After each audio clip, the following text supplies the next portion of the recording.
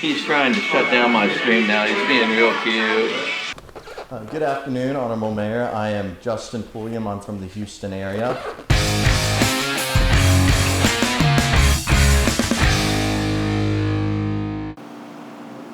Hello everyone, it's Justin Pulliam coming to you live on Justin Pulliam Live. Today I am in Blanco, Texas at the Blanco City Hall and Council Chambers right over there. So let me get the stream configured, make sure we're good, and then I'm heading in.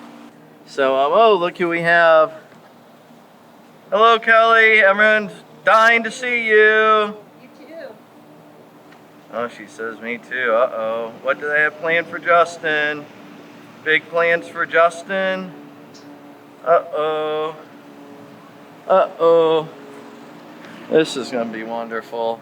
Fired Police Chief Joe Salvaggio's sidekick Kelly Kuenstler resigned from her position of Leon Valley City Manager at the end of 2020. Since then, she's been pushing propaganda under the flag of City Hall Essentials and unsuccessfully applying to competitive city manager job openings. She's been unable to land a permanent city manager job. That's somewhat in conflict with her claim that she had many opportunities that she had turned down when she submitted her first Leon Valley resignation letter. In her latest ploy, she worked herself into the city administrator job in Blanco, Texas, first as a contractor of City Hall Essentials, and then as an interim city manager on a month-to-month basis. Blanco is 1/5 the size of Leon Valley and has a much smaller budget. But do you think that Kelly has reduced her grandiose pay? I'll have an update video soon revealing the contracts she doesn't want you to see. Keep in mind that she is still receiving her regular salary from Leon Valley too, as part of the separation agreement. Supposedly, some days Kelly Kuenstler actually shows up to City Hall in Blanco. The August 3rd City Council meeting was one of those days.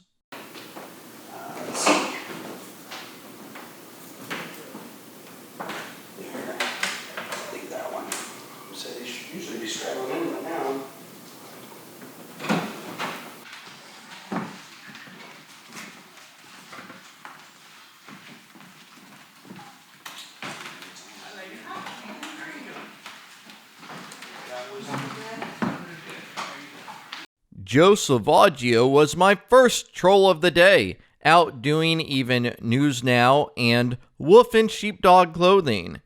He is here as a contractor for City Hall Essentials, likely getting paid over $100 per hour. He elected to sit right next to me. Stay tuned to see his presentation, and be sure to follow me on Facebook on my Justin Pulliam Show page.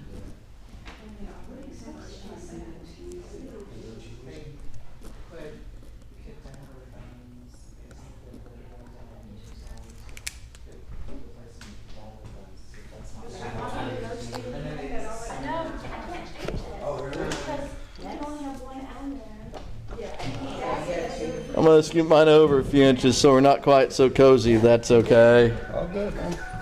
Is your presentation ready? So, what position did you set up for yourself? None yet? Contractor. Contractor? So, how, is that like a pretty nice gig? We're not going to have a conversation, Justin. Well, you decided to sit right next to me. I mean, we'll have a conversation. Okay. You have cables, Ronnie, for that thing? Justin Pulliam. You want to hold it? Sure. That's okay. I'll sit it there. If you want to, it's up to you. Good afternoon, Honorable Mayor. I am Justin Pulliam. I'm from the Houston area. And I would like to discuss the city administration and the organizational chart. I believe that's on the agenda. Is now the proper time to address those topics? So I'm concerned about the amount of money that's being expended on these contracted out projects. I think that it's important that the city not get too excited about making big department changes, staffing changes, organizational changes especially going in with a new city manager. I would just hope that the city take it slower, be more reserved, not spend a substantial amount of money with big reforms at this time, while everyone's kind of getting acclimated to each other, seeing how everyone works together and what is best going forward for the city. It's a long ball game. I hope that you're thinking decades and decades out, not over maybe just the next few weeks or months or your term. And I just hope that you would get a lot of public input with stakeholders such as city committees, and also the city staff is very important to consider, the department heads and all employees, really, all the city staff, members of the public, maybe even reach out to people who don't always attend council meetings, see what people are saying on social media, all of that. And I just really encourage the city council to take it slow and not spend too much money on extravagant projects and big reforms at this point of time. And thank you, Mayor, for having me. Thank you. Thank you, Joe. We are going to move on to the consent agenda. Salvaggio is going over the results of tens of thousands of dollars worth of so-called consulting. That's right, Kelly's crew has upped their game and can now implement the anti-citizen agenda in a matter of weeks, all while earning windfall personal profits. These out-of-town outsiders use the ridiculous salary studies as their justification for raising their own salaries, along with those who they want to gain loyalty from. That hush money is crucial as they ram their agenda through with high costs to the taxpayers and devastating attacks on anyone who dares to criticize or even question them. For example, the finance director is to bring concerns about purchases only to the city administrator. How is that purported internal audit going to hold Kelly Kuenstler accountable? They've already changed the city council ordinances to make filming difficult and ban critical speech that they don't like during meetings. It was one of the very first things they did. They also copied over policies from Leon Valley that can be used to take out council officials or employees who they don't like. They made a basic organizational chart and had the employees create job descriptions so Joe and Kelly could earn the big consulting bucks. As usual, Joe and Kelly are keeping as many secrets as possible. Kelly stopped the public works director as he was pulling up Joe's presentation to put on the monitor. Instead, they printed hard copies out only for the council, leaving the public in the dark. But not even the department directors were fully informed. The police chief didn't have a copy of the full and updated proposed budget, and the city secretary had to take pictures of the monitor with her cell phone during Kelly's presentation. The residents are paying thousands of dollars for Kelly to radicalize the city budget, and they don't even get to see it. Fortunately, the city had strong financial reserves before Kelly rolled into town. But how long do you think that will last under Joe and Kelly? Item number 2, presentation and discussion on final report from City Hall Essentials. Joe? Madam Mayor, Council, first of all, thank you for giving us the opportunity to come in. The last 6 weeks have been very enjoyable for both of us, and I know she's moved on to doing something else, and not only your contractors, I know she appreciates everything that y'all did for us, and then hopefully we've done for y'all. It's been very enjoyable on everybody's part. Some of this stuff is pretty much, you guys have all been privy to as we went along, so we're just going to kind of highlight them both pretty quick so that we don't waste a lot of time. But if anybody has any questions, please, y'all stop me. Where are we going here? Okay. So our deliverables right off the bat, they're on page 2. We're staff meetings, desk audits, policy assessments, revision of the personnel manual, update the org chart, update job descriptions, do a market salary study, council retreat and brief finding assessment, attending city council meetings, and then it was added, was taken out initially, then added back in to assist with the budget creation and conduct the budget workshops, and then also added back in with city manager duties as needed. We did on day 1, the very first thing we did is meet with the staff and go over their concerns. Very interesting meeting, to say the least. Got a lot of good stuff. Mary, you were in the meeting with us. Got a lot of good stuff and good direction. Pretty much everybody that was not on duty at that time on the streets were in the meeting. So we wanted to assure staff from day one that we weren't here to hammer anybody, we weren't here to make recommendations to fire anybody. That's definitely not what our intent was. So all we were doing is gathering the information and passing it on to y'all, so the decision makers can make those decisions. So, and I think that's what we've done as we've gone along.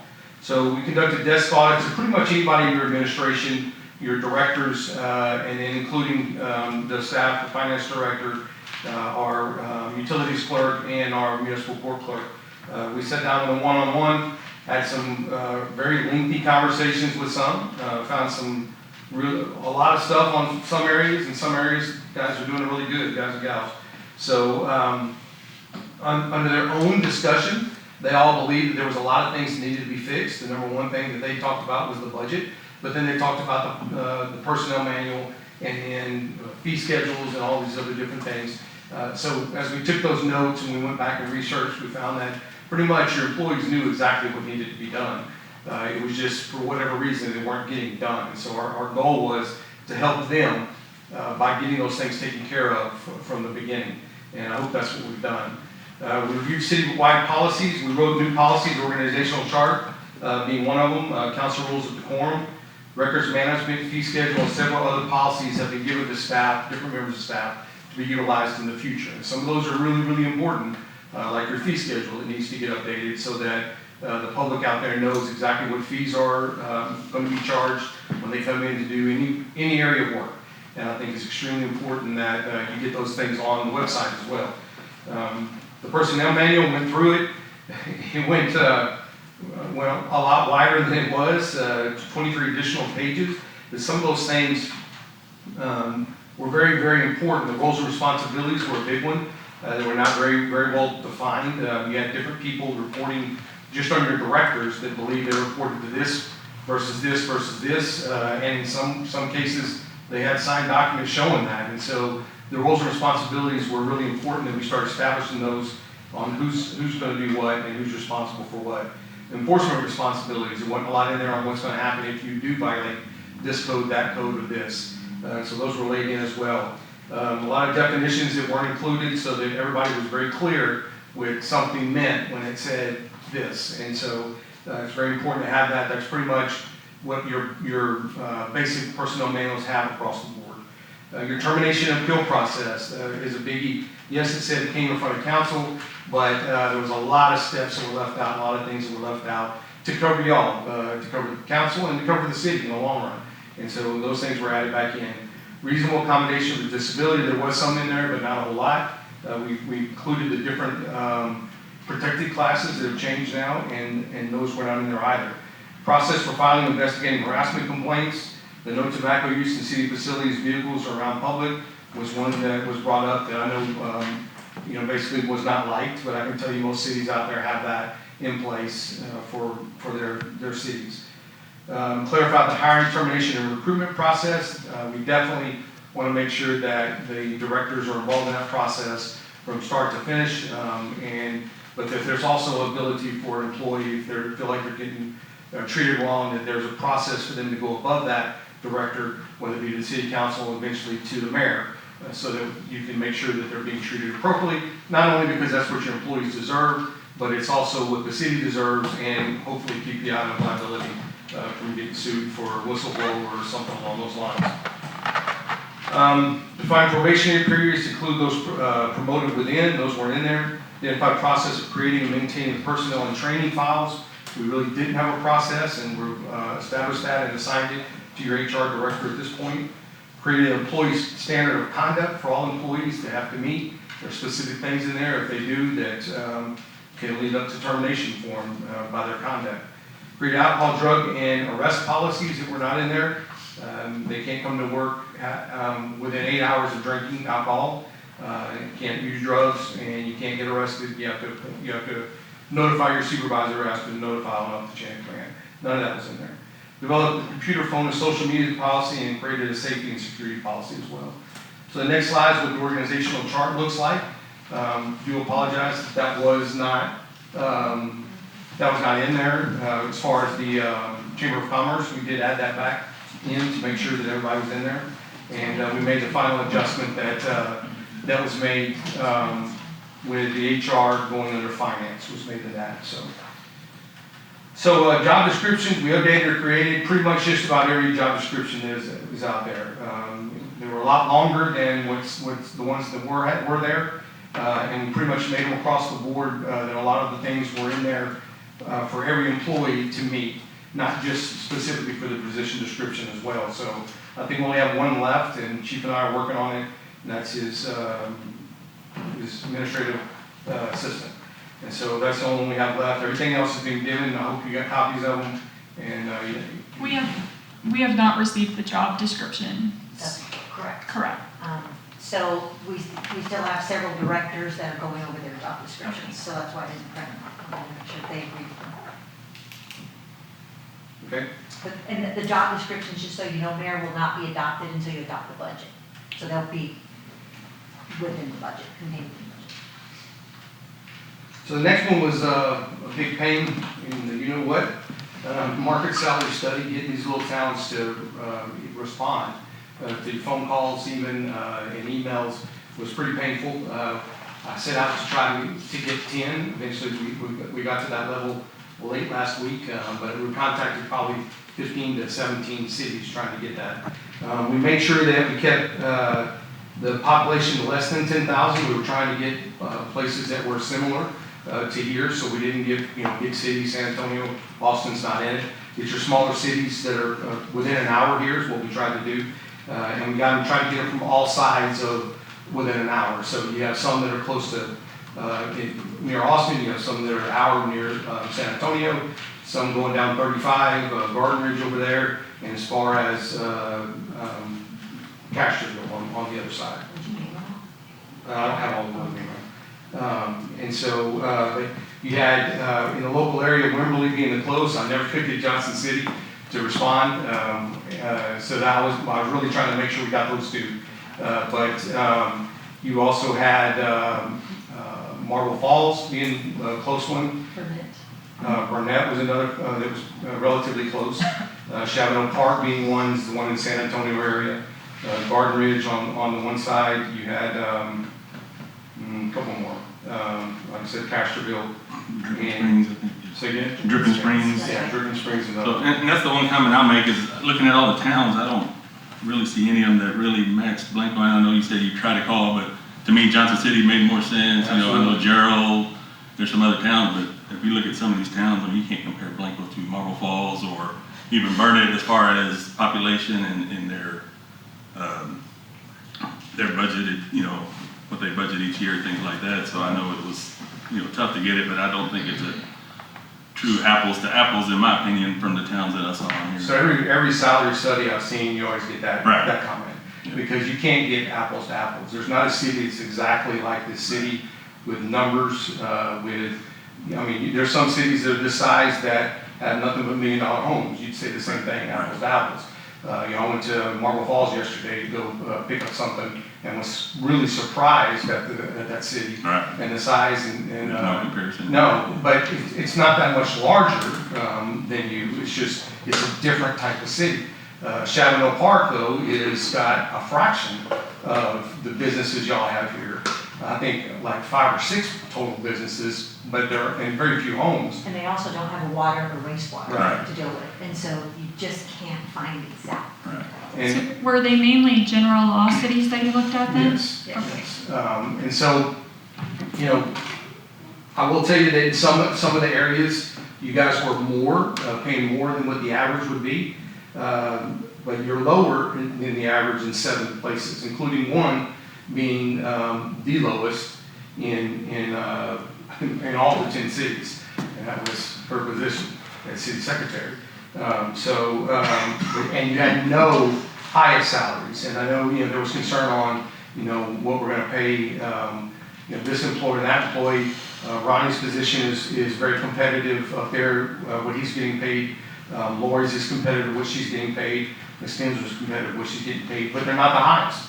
They're not the highest, Wimberley right down the street had some positions that were higher in some of those I just named. So You're never going to get an exact, but it gives you an understanding of how you're looking and your pay and where you need to focus your attention sometimes when you're doing your budget. So it's just a good way for you all to see what everybody else is doing, and you can go from there with it. Any questions on that one? Okay. So we briefed y'all back on June 22nd. We had 109 recommendations that we made in that briefing to y'all. Some of them have already, they've already begun fixing them, quite a bit of them. And we found quite a few more since then that I think with Ms. Kinsler being here full time, she's briefed y'all as they went along on these things that have been found. We had some very, very serious ones, some that ended up having to be reported outside of the administration and will be investigated by outside agencies. Don't know that it's going to rise to the level of any kind of fines or anything like that, but because there was some violations that need to be reported, we had the staff had to make those reports. Well, and that's the other question I have. So you said staff had to make those reports. So I know the one was a CGIS right off the bat. So what was the obligation? From what I understand, you reported that to DPS, or was it staff that reported to DPS? No, staff reported. Your staff reported to okay. DPS. But my understanding was you found it and you reported it. Right. Right. No, I found it. And I explained to them that it's best if it comes from you.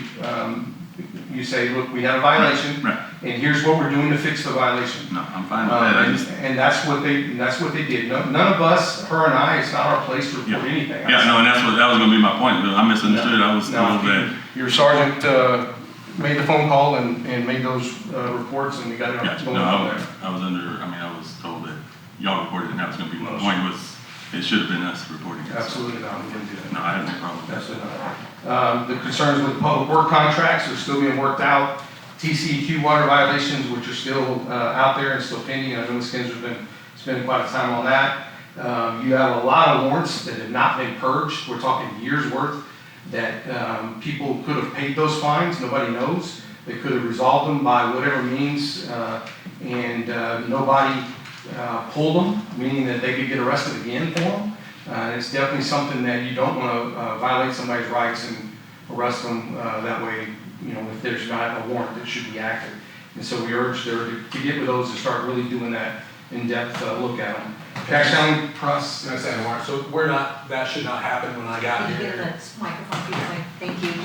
Yeah. So when I got here, we realized there was a problem with warrants, so the warrants were all pulled and they're in the court office. So there should be no one getting arrested on a warrant that's not in existence. We've pulled the warrants off of circulation.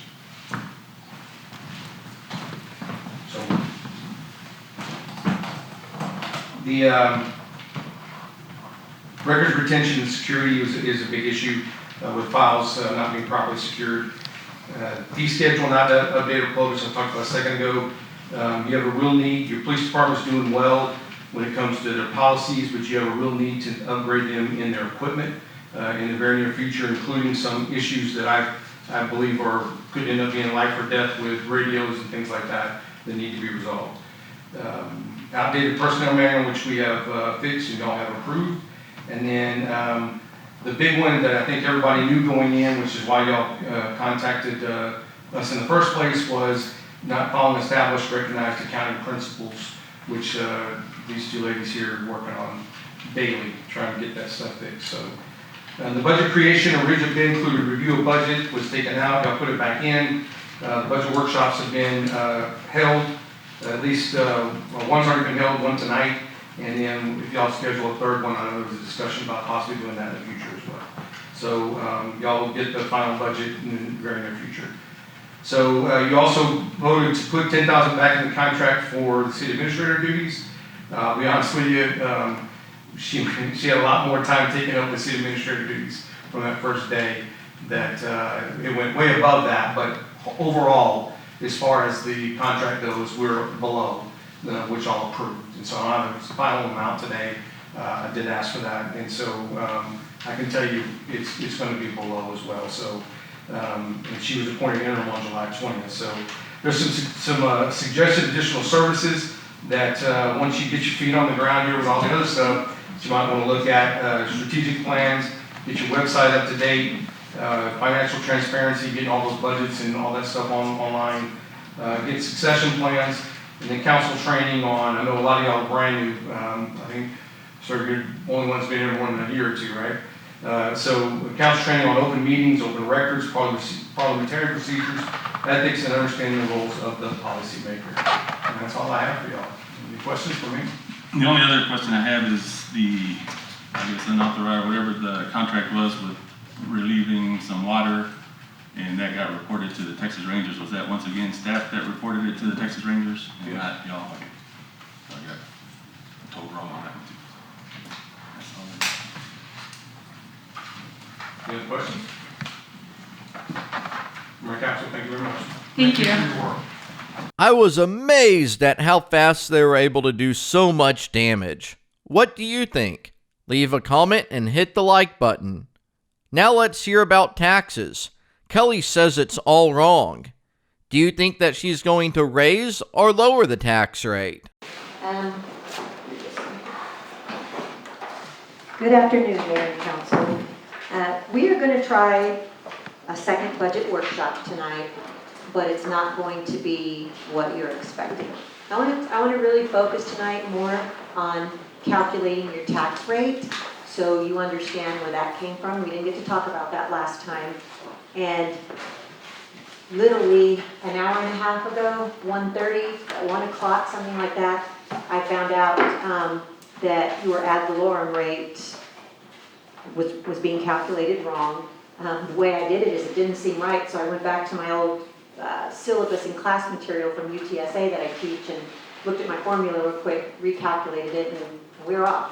This city is off, and so I am not comfortable at this point giving you numbers, but I do want to, the numbers that I can give you, I will tonight. And because I see how many of you are learning as this process is going along, I would really like to have at least 2 more budget workshops. Just to really, and if you want more than that, we'll just keep going. I would really like for you to understand the budget and how we get to where we get. And it's not logical right now, as Linda can tell you.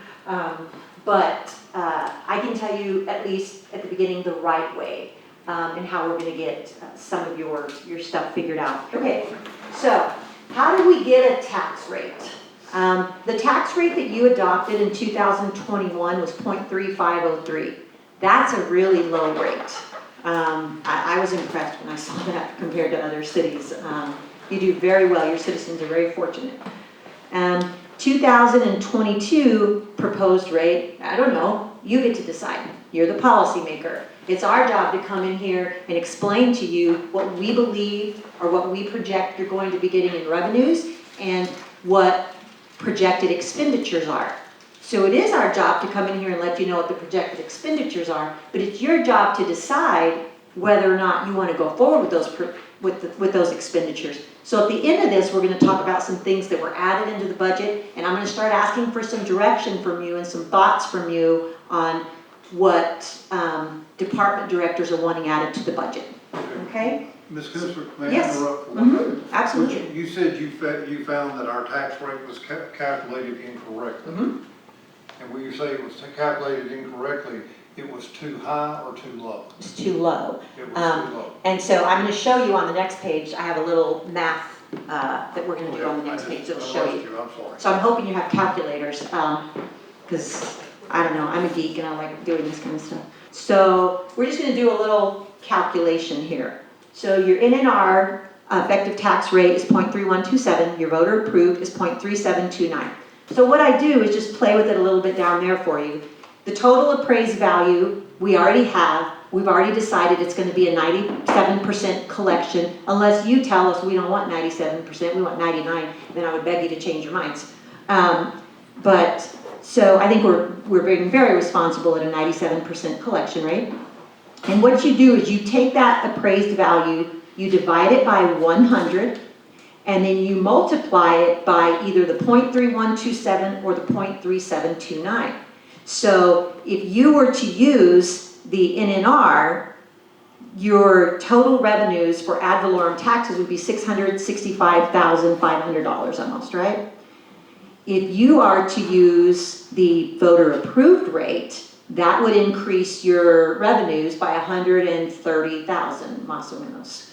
by using the exact same formula, right? So I just want you to understand when we throw in these numbers at you, how we're getting them and why. And I could literally show you a 6 or 8 page document, I don't know, from the Blanco County assessor, but this kind of just ties it up in a nice little package so you know how we're getting that rate. The other thing that we need to know, speaking of market, is, and I have some recommendations that I'm happy to make on market. Really the salaries that are sitting real nice now in the city of Blancos are your police officer salaries. You're way above market. There's no need to mess with any of that. There's a public works or 2 person that I'm concerned about that I think they need to be raised. Your city secretary is not market, but she's also in the process of getting her certifications, and so you have to take the amount of experience somebody has, what certifications they have, what education they have, how long they've been here, that kind of stuff. So I am going to propose moving her up, but not all the way to market salary. I think that she should go in steps, incremental steps, as she becomes certified, 1, 2, 3, and 4, that then she eventually will move to market. So I think it's good because it gives the city something to forecast, and it gives the city secretary goals. That her certifications actually mean something to this body.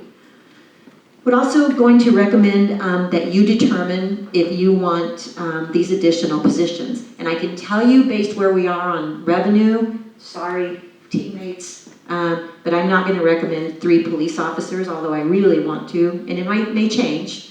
We're probably just going to recommend the codes and animal control person.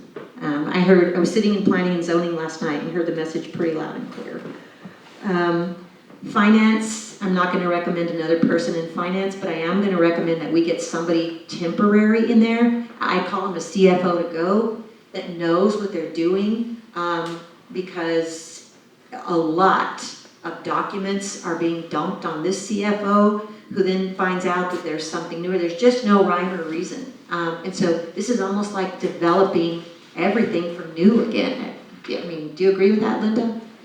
With the exception of the audit, you have audited numbers as of September 30th, 2020. With the exception of that, we're both very gun shy of trusting the documents that we see right now because it just doesn't work. So that would be a temporary position. And I'm not going to recommend the administrative position at Public Works because Olga's handling that right now, and I think she's doing a great job. So this is a wish list, something that maybe would make it run a little bit better, but there's also this thing called revenue. And so I just want to make sure that we're meeting our current obligations. And if we find out in revenue that we can add, one of these positions in, I'm certainly happy to bring that to you, because I'd like to fund them all. CEAC, that'd be the code, that's the code enforcement, that's the very last one under police. Okay. That's where we put it, because it's on the city admin budget. We did away with the budget for code enforcement. I'm sorry, We did away. we're trying to follow, do we have that paper? We don't have that. No. That's why I can't find it. There's an extra copy right here.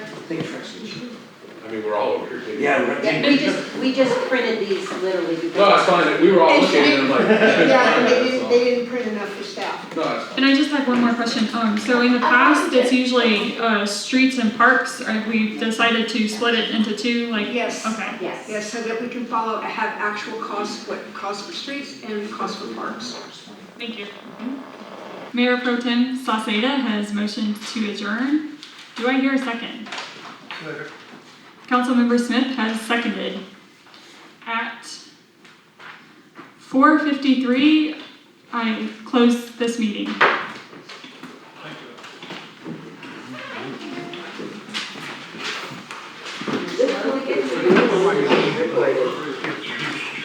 Well, I'm concerned about what's going on here. I didn't know all the details, and I still don't because of the secret stuff they did. No PowerPoint for us, no budget document for us. He's trying to shut down my stream now. He's being real cute. That doesn't hurt for super chats, right? That's how I get money on live streams. Good. Okay. So he did about in 2 months a year worth of damage if they adopt all that stuff.